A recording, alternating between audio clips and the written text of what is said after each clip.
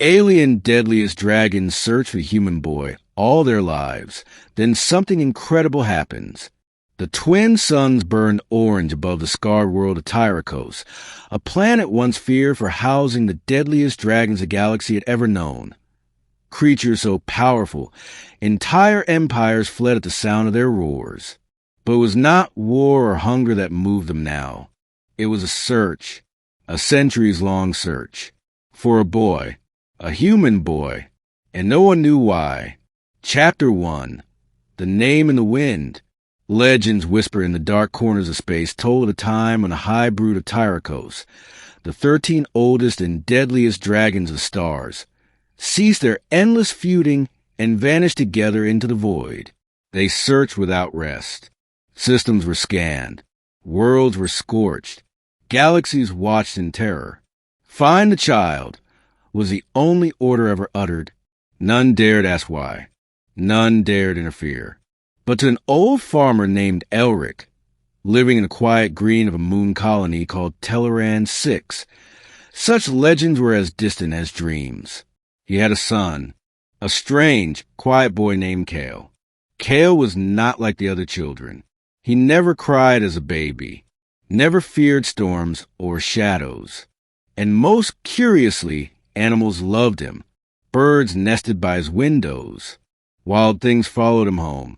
Even a wounded horn wolf had once laid at his feet, begging to be healed. Elric never asked questions.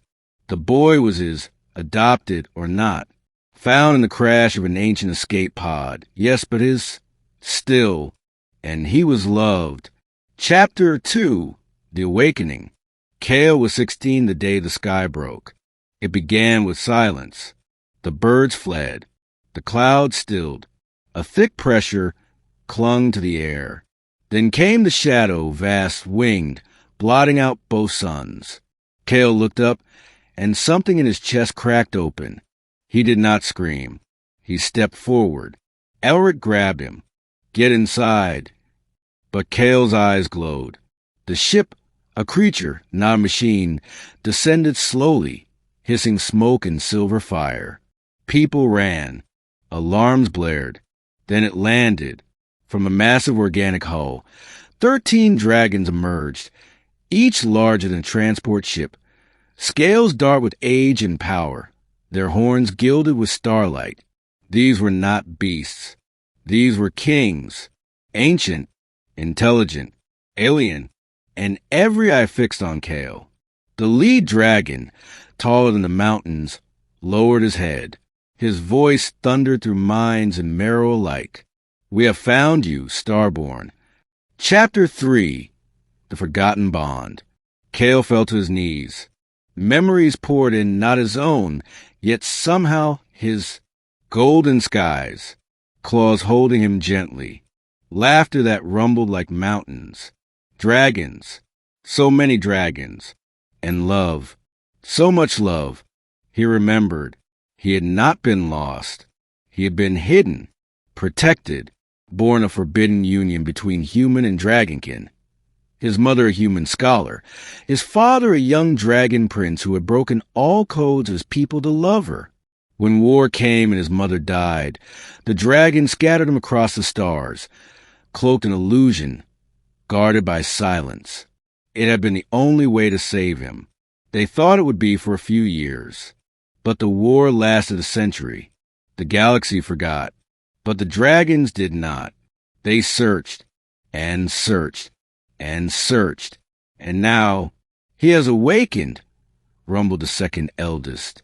The blood of both burns within him. Kael stood, barely breathing. I remember, he whispered. Chapter 4. The Trial of Flame. But the galaxy was not ready. News of the dragon's reappearance, and their link to a human boy, spread like wildfire. Governments panicked. Armies mobilized.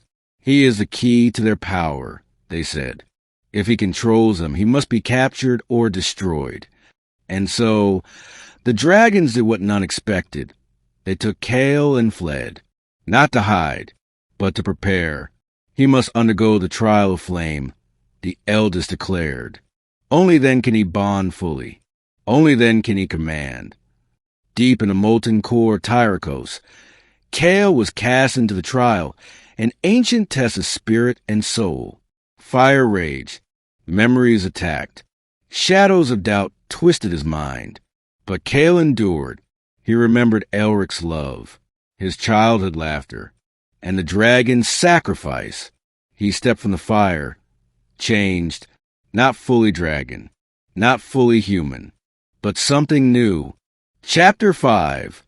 The Human Who Spoke Dragon.